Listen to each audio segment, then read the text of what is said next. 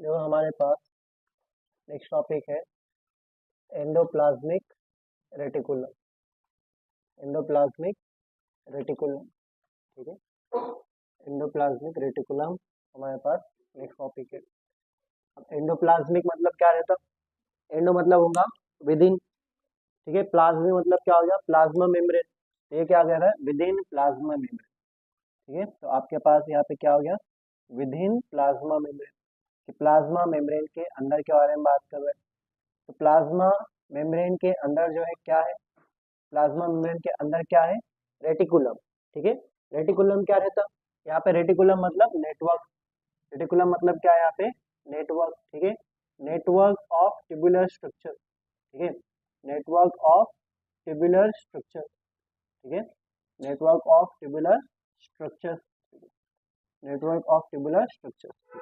तो endoplasmic reticulum within cytoplasm एक नेटवर्क है ट्यूबुलर स्ट्रक्चर का, जो स्कैटर्ड है थ्रू आउट साइटोप्लाज्म। जो आपके पास स्कैटर्ड है क्या? Through out cytoplasm. Scattered, scattered through out cytoplasm, scattered through out cytoplasm, ठीक है। तो यहाँ पे आप लोग देख ले कि एंडोप्लाज्मिक रेटिकुलम होता है, ठीक है। तो एंडोप्लाज्मिक रेटिकुलम प्लाज्मा मेम्ब्रेन के अंदर एक नेटवर्क है ट्यूब जैसे स्ट्रक्चर का, जो पूरे साइटोप्लाज्म में फैले हुआ है, उसको आप क्या कहेंगे? एंडोप्लाज्मिक रेटिकुलम कहेंगे, ठीक है। तो यहाँ पे नेक्स्ट पॉइंट ये है आपके पास, या पहला पॉइंट, कि जो एंडोप्लाज्मिक रेटिकुलम है, ठीक है, इसकी वजह से इंटर मेम्ब्रेन स्पेस, ठीक है, intracellular space, intracellular space, intracellular space is divided, intracellular space is divided into two parts. Intracellular space is divided into two parts, ठीक है। Due to endoplasmic reticulum, due to endoplasmic reticulum, ठीक है। जो एक cell के अंदर का space, intra मतलब क्या हो गया? With in. सेल के अंदर का जो स्पेस है उसको इतने पार्ट में डिवाइड हो गया, दो पार्ट में, किसकी वजह से? एंडोप्लाज्मिक रेटिकुलम की वजह से, ठीक है। फॉर एग्जाम्पल मान लीजिए आपके पास क्या हो गया? ये एक सेल है, ये क्या हो गया आपके पास? ये सेल। इस सेल में जो है पूरा क्या है? यहाँ पे साइटोप्लाज्म, ठीक है। इस साइटोप्लाज्म में जो है आपके पास, मान लो कि सेल के अंदर आपके पास ये वाला जो है ऑर्गेनेल है। क्या नाम रहता है इस ऑर्गेनेल का? इसका नाम है आपके पास न्यूक्लियस। क्या नाम है इसका? न्यूक्लियस, ठीक है। तो ये आपके पास क्या हो गया? ये आपके पास न्यूक्लियस हो गया, ठीक है। न्यूक्लियस हो गया। अब हमने आप लोग बताया था कि जो एंडोप्लाज्मिक रेटिकुलम है वो कैसे बनता है? न्यूक्लियस की आउटर मेम्ब्रेन से। न्यूक्लियस की आउटर मेम्ब्रेन जो है कंटिन्यू करेगा और आपके पास जो है एक स्ट्रक्चर बनेगा जिसका नाम क्या रहने वाला है? Endoplasmic reticulum. अभी एंडोप्लाज्मिक रेटिकुलम में न्यूक्लियस को दो पार्ट में डिवाइड, स्पेस को दो पार्ट में डिवाइड कर दिया। एक स्पेस उन्होंने जो है अपने अंदर ले लिया, ठीक है। ये हो गया आपके पास एक स्पेस, ये हो गया, ठीक है। और दूसरा स्पेस जो है आपके पास बाहर, दूसरा स्पेस जो है आपके पास कहाँ होगा?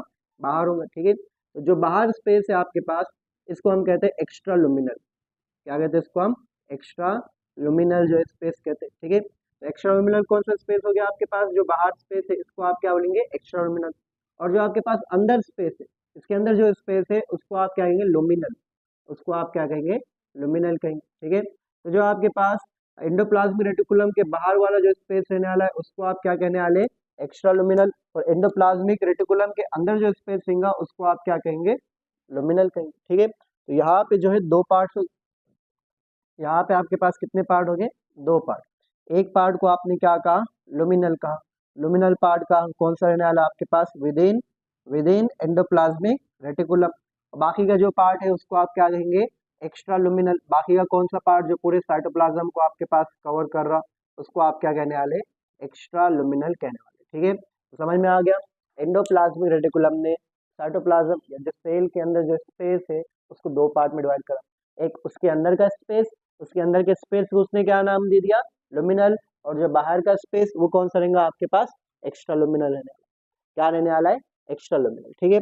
उसके बाद जो हमारे पास यहाँ पे नेक्स्ट पॉइंट रहने वाला है, यहाँ पे हमारे पास होंगे components of endoplasmic reticulum.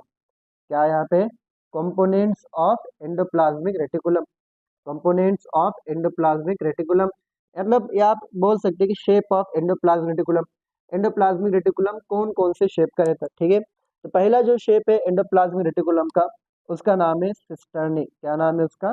Cisternae, ठीक है। तो पहला जो है इसका नाम क्या है, सिस्टर्नी, ठीक है। दूसरा जो शेप रहेगा एंडोप्लाज्मिक रेटिकुलम का, उसका नाम है ओवल। ओवल तो समझ ही होंगे आप कैसा है, गोल, ठीक है। उसके बाद जो थर्ड शेप रहेगा वो जो है आपके पास कैसा रहने वाला, दिखने में ट्यूब जैसा, इसलिए इसको आप क्या बोलेंगे, टिब्यूल, क्या कहेंगे इसको आप, टिब्यूल, ठीक है। तो कितने शेप है एंडोप्लाज्मिक रेटिकुलम के, 3 है, सिस्टर्ने हो गया, ओवल हो गया, और कौन सा हो गया, टिब्यूल हो गया, ठीक है। तो अगर जो है इसको आपने सामने से देखे तो एंडोप्लाज्मिक रेटिकुलम आपको जो है सामने से इस तरह दिखेगा, सैक लाइक फ्लैटेंड, ठीक है, सैक लाइक फ्लैटेंड डिस्क, तो आपके पास इस तरह दिखेगी, ठीक है। लेकिन इसको अगर आपने सामने से देखे, ठीक है, तो इसको अगर आपने सामने से देखे तो आपको थोड़ा डिफरेंट दिखेगा, ठीक है, कुछ इस तरह दिखेगा आपको ये आपके पास क्या हो गए, ये क्या हो गया आपके पास, एंडोप्लाज्मिक रेटिकुलम हो गया, ठीक है। कौन सा पार्ट हो गया आपके पास, ये एंडोप्लाज्मिक रेटिकुलम। क्या नाम है इस शेप का, इस शेप का नाम क्या है, इस शेप का नाम क्या है, सिस्टर्न है, ठीक है। ये आपके पास क्या है, फ्लैट, ठीक है। तो आपके पास क्या है, flattened, flattened sac like, flattened sac like structure, ठीक है, फ्लैटेंड सैक लाइक स्ट्रक्चर, जिसको आप क्या कहेंगे, सिस्टर्न कहेंगे, ठीक है। ओवल क्या रहेगा आपके पास, ओवल मतलब कैसे रहने वाला आपके पास, गोल रहने वाला, ठीक है। ये भी जो है आपके पास, ये जो है कैसे रहने वाला, दिखने में टिबुलर हो सकता है, ये आपके पास दिखने में जो है इस तरह होगा, एक तो ये आपके पास ब्रांच होगा, नहीं तो ये आपके पास कैसा होगा, अनब्रांच होगा, ठीक है। यहाँ पे आप देख रहे हैं ये आपके पास ब्रांच है और ये कैसा है, अनब्रांच, ठीक है। लिख लो इसको आप, ठीक है। अब हमारे पास नेक्स्ट पॉइंट है एंडोप्लाज्मिक रेटिकुलम के अंदर ही फंक्शंस क्या है एंडोप्लाज्मिक रेटिकुलम का, ठीक है। तो एंडोप्लाज्मिक रेटिकुलम के अंदर नेक्स्ट पॉइंट कि यहाँ पे फंक्शंस क्या होंगे, फंक्शन ऑफ एंडोप्लाज्मिक रेटिकुलम, ठीक है। सबसे पहला जो फंक्शन है इसका, ये आपके पास क्या आएगा, सबसे पहला जो फंक्शन है ये आपके पास help in transport of material, help in transport of material, transport of material, ठीक है, help in transport of material. Second function जो है ये आपके पास सिंथेसिस करेगा, सिंथेसिस मतलब प्रोडक्शन करेगा। याद है आप लोगों को लास्ट लेक्चर में हम पढ़े थे आर ई आर और S E R. R E R क्या प्रोड्यूस कर रहा था, प्रोटीन, और एस ई आर क्या कर रहा था, ठीक है। तो simple synthesis of lipid, synthesis of lipid, synthesis of protein, या आप कह सकते हैं लिपोप्रोटीन, लिपोप्रोटीन भी लिख सकते हैं आप यहाँ पे। और साथ ही साथ आप लोगों ने ये वाला पॉइंट याद रखना, ग्लाइकोजन, ठीक है। आपके एनसीईआरटी में लिखे हुआ है ये वाला पॉइंट, लेकिन आपके समरी में लिखे हुआ है, ठीक है। जनरली ये सबको याद रहता कि आर्या जो आपके पास एंडोप्लाज्मिक रेटिकुलम है प्रोटीन और लिपिड बनाता, सबको याद रहता, ठीक है। ये पॉइंट स्किप कर देते आप कि वो क्या बनाने में हेल्प करता, ग्लाइकोजन बनाने में भी हेल्प करेगा, ठीक है। सी जो है आपके पास ये रहेगा कि हमने कहा ये पूरे सेल में क्या है, स्कैटर्ड है, फैले हुआ है, एक तरह कैसा आपके पास एक जाली की तरह फैले हुआ है, ठीक है। और ये आपके पास कैसा है, एक हार्ड स्ट्रक्चर है, एक हार्ड स्ट्रक्चर पूरे रेटिकुलेट जो है तरीके से फैले हुआ है, मतलब वेब्ड तरीके से फैले हुआ है। तो ये क्या करेंगे, इसको सपोर्ट प्रोवाइड करेगा, क्या करेगा, सपोर्ट प्रोवाइड करेगा, ठीक है। Provides mechanical support, provides mechanical support, provides mechanical support, ठीक है। तो मैकेनिकल सपोर्ट स्पेशली जो प्रोवाइड करता है वो एक अलग रहता है आपके पास ऑर्गेनल, जिसको आप साइटोस्केलेटन कहते हैं, लेकिन ये भी जो है इसमें क्या करेगा, सपोर्ट प्रोवाइड करेगा। इसका मतलब समझ रहे हैं आप लोग क्या है, कि आपके पास एक लॉन्ग सेल है, ये लॉन्ग सेल जो है ऐसा क्यों नहीं हो जा रहा, हम कहते हैं ना ये पूरा लिक्विड का बने रहता है, ऐसा क्यों नहीं हो जा रहा, ये हम सबको मालूम, इसके अंदर क्या है, पूरा इस तरह नेटवर्क फैले हुआ है, किसका, आपके पास एंडोप्लाज्मिक रेटिकुलम का, ठीक है। तो याद रखना आप लोगों ने कि ये क्या कर रहा, मैकेनिकल सपोर्ट भी जो है प्रोवाइड कर रहा, ठीक है। नेक्स्ट हमारे पास रहेगा यहाँ पे, ठीक है, फंक्शन के बाद हमारे पास रहेगा टाइप्स ऑफ एंडोप्लाज्मिक रेटिकुलम, क्या रहने वाला है, टाइप्स ऑफ एंडोप्लाज्मिक रेटिकुलम, ठीक है, टाइप्स ऑफ ई आर। अब ये तो आप सबको मालूम कि ई आर कितने टाइप के, 2 टाइप के, एक ई आर का नाम क्या है, आर ई आर, क्या है इसका full form, rough endoplasmic reticulum, और दूसरा कौन सा आपके पास, एस ई आर, जिसका फुल फॉर्म क्या है, स्मूथ एंडोप्लाज्मिक रेटिकुलम, ठीक है। अब दोनों में फर्क क्या है, सबसे पहले बने कैसे, ठीक है। तो आपके पास जो है, हमारे पास सबसे पहले बना वाला है ओरिजिन, सबसे पहले क्या देखेंगे यहाँ पे, ओरिजिन, ठीक है। रफ एंड देखो, हमने क्या कहा आपको, रेटिकुलम, मतलब ये जो आपके पास एंडोप्लाज्मिक रेटिकुलम में स्कैटर्ड है थ्रू आउट सेल, लेकिन हमने आप लोग को ये भी बताया कि जो ये आपके पास एंडोप्लाज्म रेटिकुलम है कंटिन्यूएशन है किसका, न्यूक्लियर मेम्ब्रेन का, आउटर न्यूक्लियर मेम्ब्रेन। इसका मतलब ये तो न्यूक्लियस के पास होना चाहिए, कैसा फैले हुआ है, इसमें से एक जो है कंप्लीटली न्यूक्लियस के पास रहता और दूसरा जो है आपके pass through out the cytoplasm scattered हो सकता है। ठीक है, आपके पास जो न्यूक्लियस से जो बना, ठीक है, ये कौन सा हो गया आपके पास, आर। अगर इसका ओरिजिन बात करें, आर कैसे बना, आर कंटिन्यूएशन है, आर क्या है, continuation of outer outer nuclear membrane, continuation of outer nuclear membrane. जो आपके पास आउटर न्यूक्लियर मेम्ब्रेन है उससे कौन बने हुआ है, आर। समझ में आ गया, रफ एंडोप्लाज्म रेटिकुलम कैसे बने हुआ है, वो कंटिन्यूएशन है न्यूक्लियस के आउटर मेम्ब्रेन का। इसका मतलब अब कभी भी आपको रफ एंडोप्लाज्मिक रेटिकुलम फाइंड करना है तो किसको देखना है आप लोगों को, आपको न्यूक्लियस को देखना है। न्यूक्लियस को हमेशा चिपके हुआ कौन रहने वाला है, आर। ठीक है, उसके बाद एस कैसे बनता, एस आपके पास बनता है आर से, किससे बनता, आर। समझ गए आप लोग। तो rough endoplasmic reticulum nuclear membrane के आउटर न्यूक्लियर मेम्ब्रेन का कंटिन्यूएशन है, और एक बार रफ एंडोप्लाज्मिक रेटिकुलम बन गया उससे क्या बना सकते हैं आप, स्मूथ एंडोप्लाज्मिक रेटिकुलम बना सकते हैं। ठीक है, अगर हम बात करें कंपोनेंट्स के बारे में, अगर हम बात करें कंपोनेंट्स के बारे में, कितने टाइप्स के कंपोनेंट्स थे, 3 टाइप के, सिस्टर्न है, फ्लैटेंड, लॉन्ग, अनब्रांच, आपके पास सैक लाइक डिस्क स्ट्रक्चर था, फिर क्या था ओवल, फिर क्या था ट्यूब्यूल था। लेकिन जब हमने न्यूक्लियस के आसपास बनाए थे वो सब दिखने में सेम थे, कौन से थे दिखने में, वो सब आपके पास सिस्टर्न थे, बराबर है ना। रफ एंडोप्लाज्मिक रेटिकुलम हमेशा कैसा दिख रहा है आपके पास, सिस्टर्न है, और जो दूसरे रहते हैं आपके पास ट्यूब्यूल और ओवल, ये कहाँ पे दिखेंगे आप लोगों को, ये स्मूथ एंडोप्लाज्मिक रेटिकुलम में दिखेगा। ठीक है, अगर हम बात करें यहाँ पे, क्या यहाँ पे राइबोसोम प्रेजेंट है, अगर हम बात करें यहाँ पे राइबोसोम के बारे में तो हम सबको मालूम, ठीक है, हम सबको मालूम इसका नाम आर इसलिए है क्योंकि इसके पास राइबोसोम है, लेकिन कौन सा राइबोसोम है, 70S है क्या 80S है, तो यहाँ पे 80S है। ठीक है, कौन सा रहने वाला है, 80S, और यहाँ पे राइबोसोम एब्सेंट रहता है, तभी तो इसको आप क्या कहते हैं, स्मूथ एंडोप्लाज्मिक रेटिकुलम।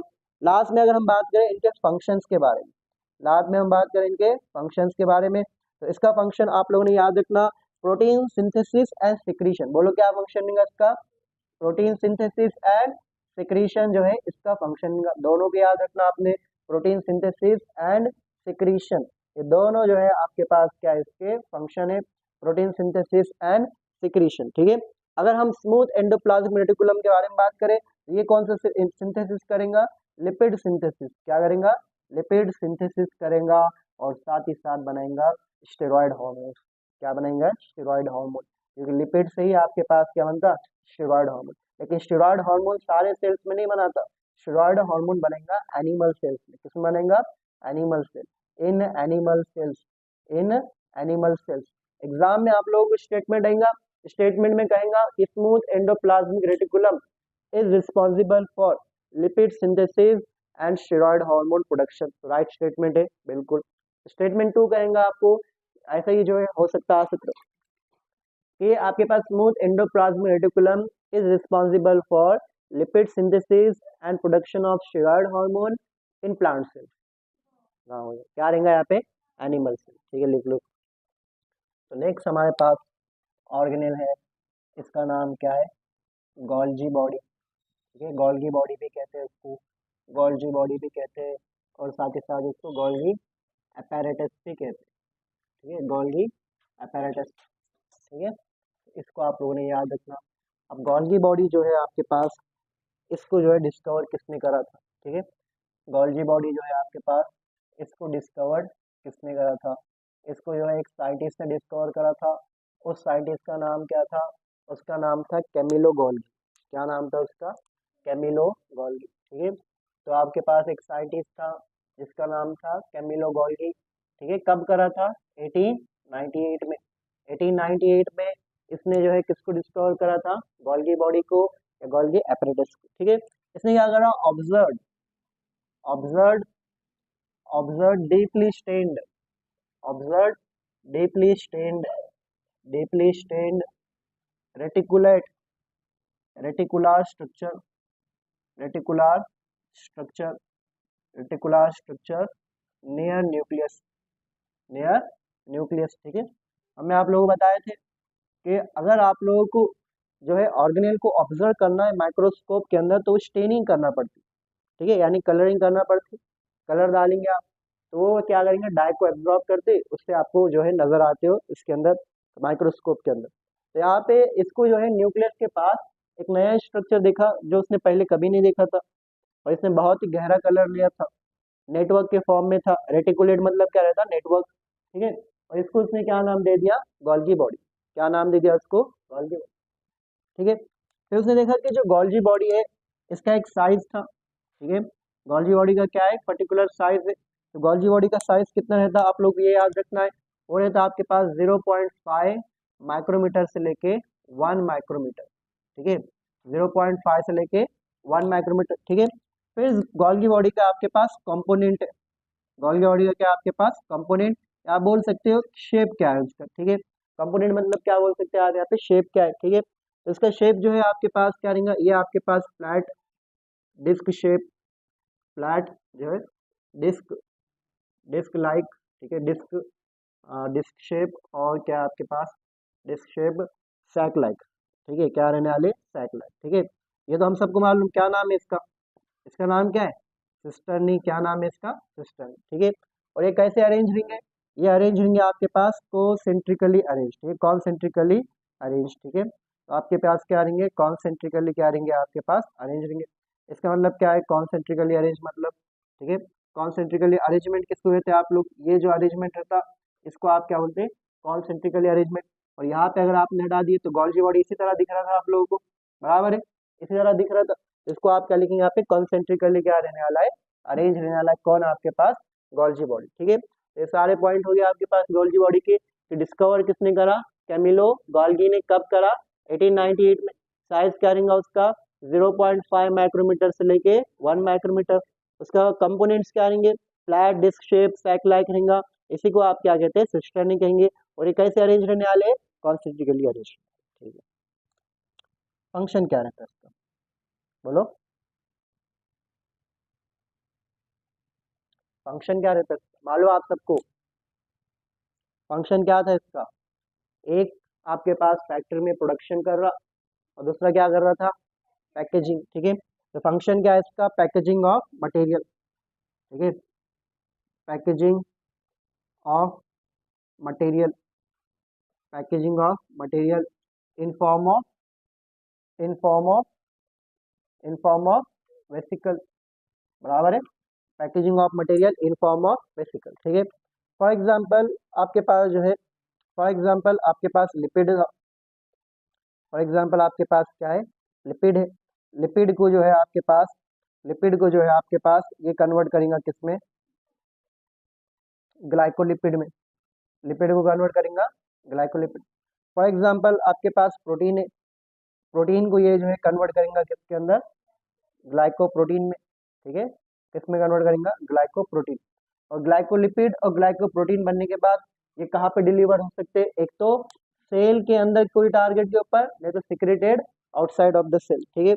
और ये जो प्रोसेस है पैकेजिंग वाली प्रोसेस, इसको आप बोलते हैं ग्लाइकोसाइलेशन, क्या बोलते हैं इसको आप, ग्लाइकोसाइलेशन कहते हैं। यहाँ पे हम क्या लिखे हैं, ग्लाइकोसाइलेशन, क्या रहने वाला आपके पास, ये ग्लाइकोसाइलेशन रहने वाला प्रोसेस का नाम, ठीक है। तो अगर हम देखें इसका डायग्राम कैसा था, कि आपने जो है यहाँ पे इस तरह जो है बनाए थे, ठीक है, क्या था आपके पास इस तरह, ये आपके पास था गोल्जी बॉडी, ये क्या था आपके पास, गोल्जी बॉडी, ठीक है।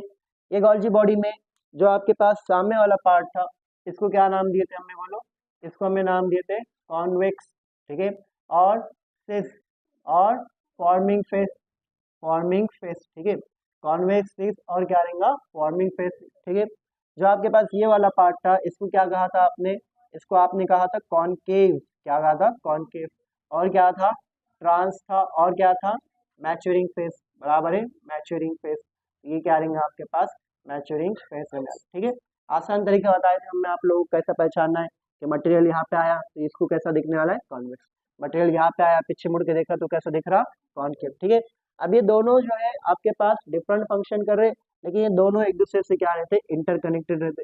ये क्या रहते हैं आपके पास, इंटरकनेक्टेड, ठीक है। तो हम लिखेंगे ये दोनों क्या है आपके पास, इंटरकनेक्टेड, ठीक है। ये वाला पार्ट और ये वाला पार्ट दोनों आपके पास क्या रहने वाला है, इंटरकनेक्टेड रहने वाला है। ठीक है, लिख लो इसको आप। नेक्स्ट हमारे पास है लाइसोसोम। लाइसोसोम, ठीक है। तो लाइसोसोम जो है कैसे बनता, कि आपके पास एक वेसिकल था।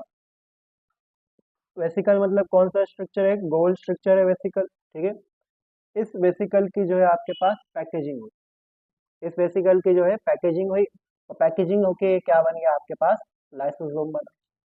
और ये लाइसोसोम को ही आप क्या कहते हैं, सुसाइडल बैग ऑफ सेल, ठीक है। क्या कहते हैं इसको आप, सुसाइडल बैग्स ऑफ सेल। क्यों कहते हैं इसका नाम ऐसा, हम आगे पढ़ेंगे, ठीक है। Suicidal bags, suicidal bags of cell जो है इनका नाम है, ठीक है।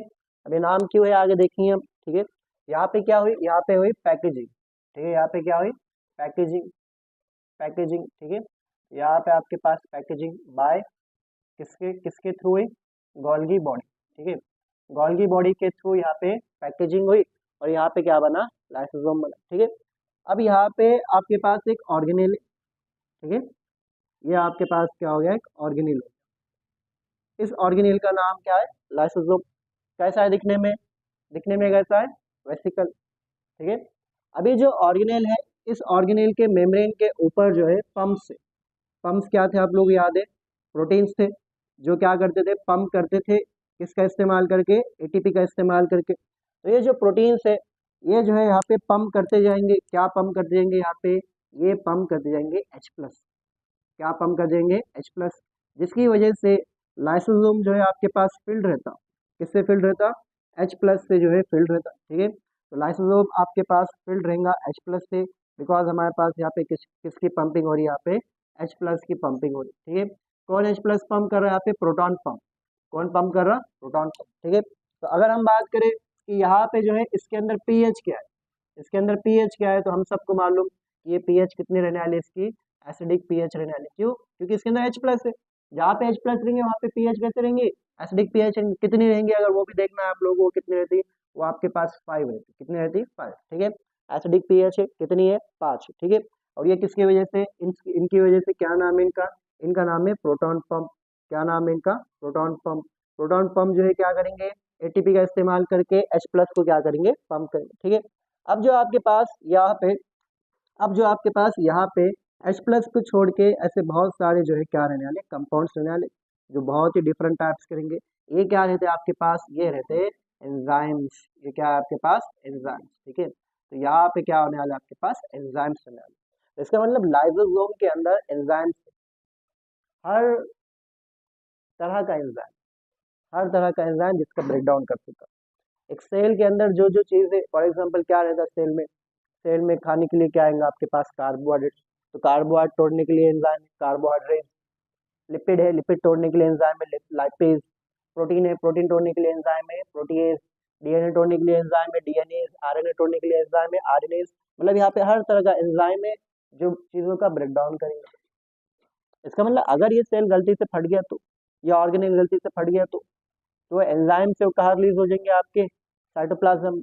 और साइटोप्लाज्म में आपके पास सेल के हर एक चीज़ है। साइटोप्लाज्म के जो है कॉर्नर है plasma membrane. Plasma membrane lipid का बने हुआ है, और यहाँ पे एंजाइम है, कौन सा एंजाइम है, लाइपेज। न्यूक्लियर मेम्ब्रेन लिपिड के बने, यहाँ पे एंजाइम है लाइपेज। प्रोटीन का स्ट्रक्चर है, यहाँ पे एंजाइम है प्रोटीएज। इसका मतलब अगर ये सेल फट गया तो सारे एंजाइम साइटोप्लाज्म में आ जाएंगे, और जिसकी वजह से एक सेल क्या हो जाएगा, डेड हो जाएगा। बराबर है, समझ में आ रहा है आप लोगों को, ठीक है। तो यहाँ पे जो एंजाइम है, कौन कौन से एंजाइम है, यहाँ पे बहुत सारे एंजाइम है आपके पास। कौन सा है, प्रोटीएज है, कौन सा है, प्रोटीएज है, लाइपेज है, ठीक है।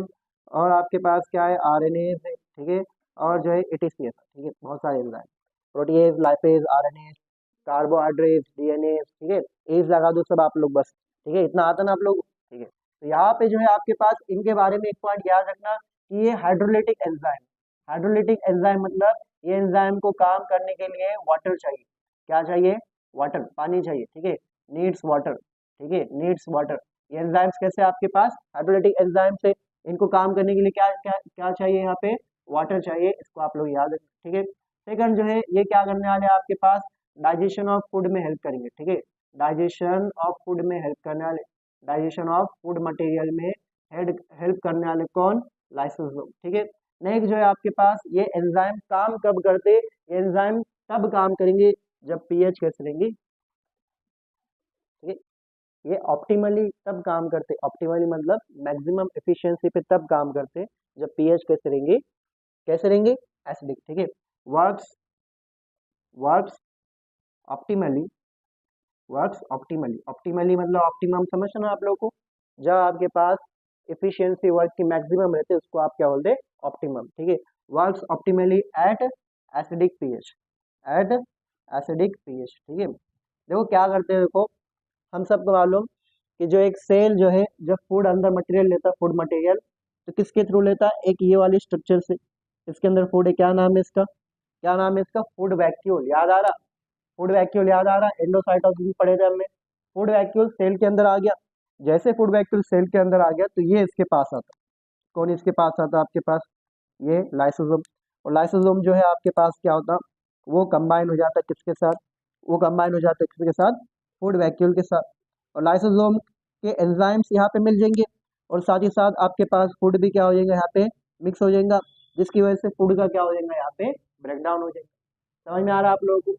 अगर जो है इसी तरह सेल के अंदर कोई ऑर्गेनेल खराब हो गया, मान लो कि आपके पास यहाँ पे गोल्जी बॉडी खराब हो गया, गोल्जी बॉडी क्या हो गया, खराब हो गया, तो ये लाइसोसोम यहाँ पे आता और फिर क्या करेगा, गोल्जी बॉडी के साथ अटैच हो जाएगा, गोल्जी बॉडी को क्या करेगा, खा जाएगा, ठीक है। तो इस तरह आपके पास ये एक्ट करते कौन, लाइसोसोम, ठीक है। तो लिख लो इसको आप लोग।